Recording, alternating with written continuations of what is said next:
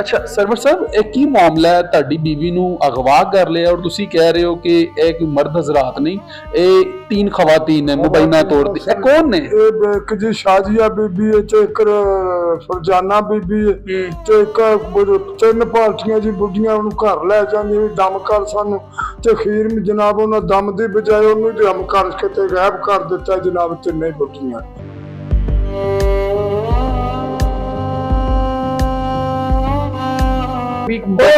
जनाब बंदे ने मैं जो आख्या कि तेरी बीवी ने मेरी जनानी गायब कर, उन्हें आख्या कुरान चुकदी वो नहीं इंजदी है।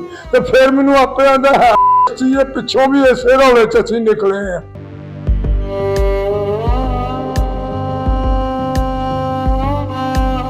अपील जनाब ये खुदा वास्ते मेरी बीवी भी नहीं मिलनी चाहिए, मैं और कुछ नहीं लेना चाहता जनाब।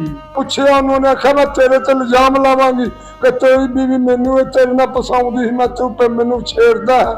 अगों मैं चुप कर गया, उन्हें आखा तू किते कीती ना सतानी। हौसला करो हौसला करो हौसला करो।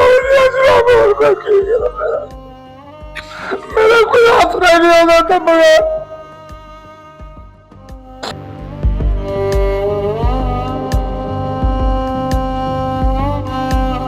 बिस्मिल्लाहिर्रहमानिर्रहीम, अस्सलाम वालेकुम नाज़रीन, मैं हूं आपके साथ आपका मेज़बान नईम भट्टी और आप देख रहे हैं 89 न्यूज़।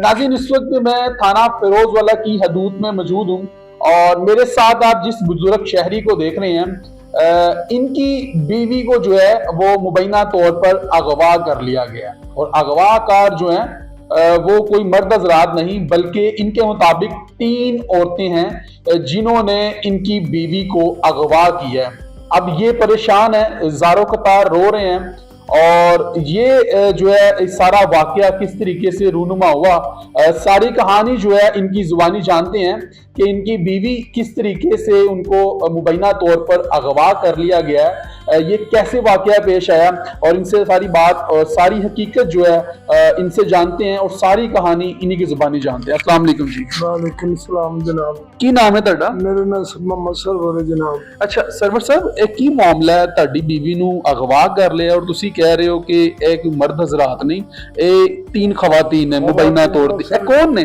एक जी शाजिया बीबी है, एक फरजाना बीबी है, एक तीन पार्टियां जी बुढ़ियां घर लै जांदी दम कर सानू ते खीर में जनाब उन्हें दम दी बजाय उन्हें दम करके ते गायब कर दिता जनाब तिन्ने बुढ़ियां।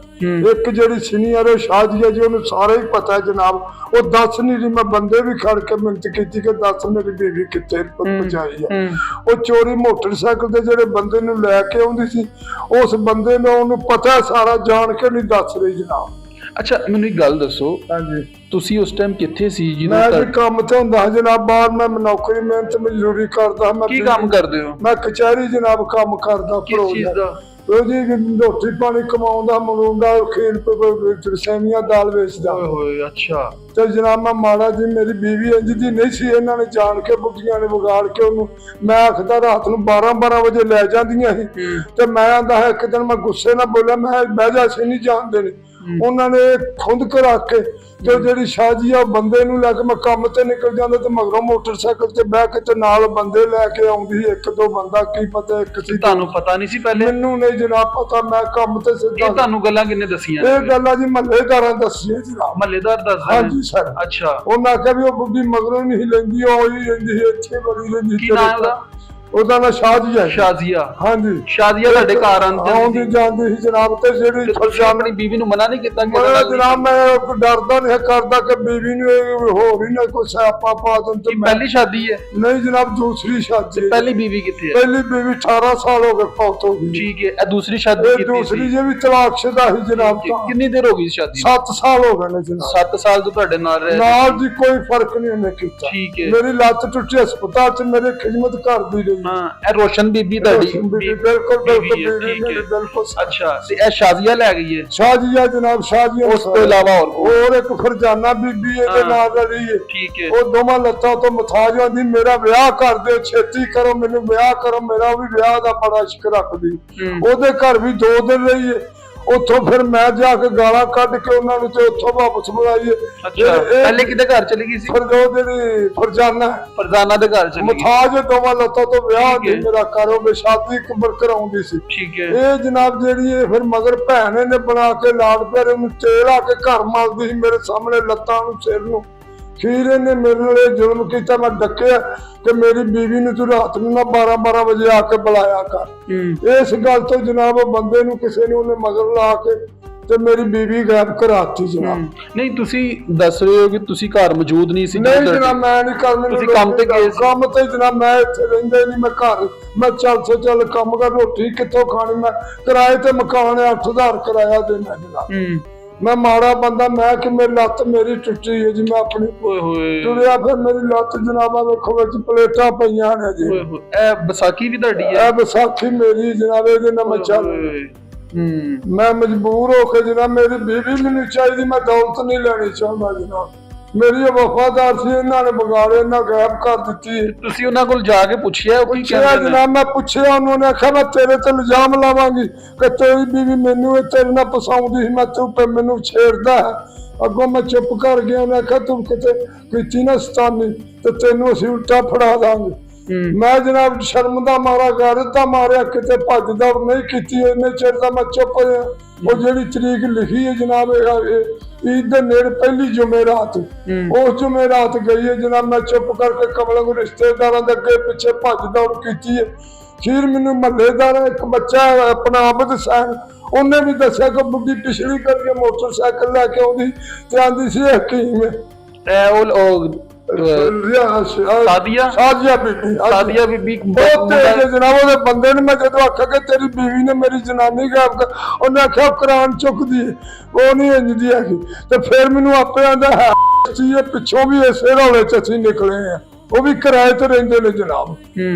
ਹਾਂਜੀ, ਇਹ ਸਾਰੀ ਪਾਰਟੀ ਜਿਹੜੀ ਨਾ ਜਿਹੜੀ ਫਰਜ਼ਾਨਾ, ਉਹਦਾ ਭਰਾ ਦਾ ਤੇ ਭਰਜਾਈ ਦਾ ਮਕਾਨ, ਉਹਦੇ ਭਰਾ ਭਰਜਾਈਆਂ ਨੂੰ ਪਤਾ ਕਿ ਉੱਥੇ 2 ਰਾਤਾਂ ਰਹੀ। ਫਿਰ ਉਹਦੇ ਭਰਾ ਭਰਜਾਈ ਆਖਿਆ ਮੁਸੀਬਤ ਨਾ ਕੋ ਪਾ ਦੇ, ਇਹਨੂੰ ਭੇਜ ਦੇ ਵਾਪਸ। ਇਹ ਪਾਰਟੀ ਜਨਾਬ ਰਲ ਕੇ ਨਾ ਮੇਰੇ ਨਾਲ ਜ਼ੁਲਮ ਕੀਤਾ ਸਾਰਾ।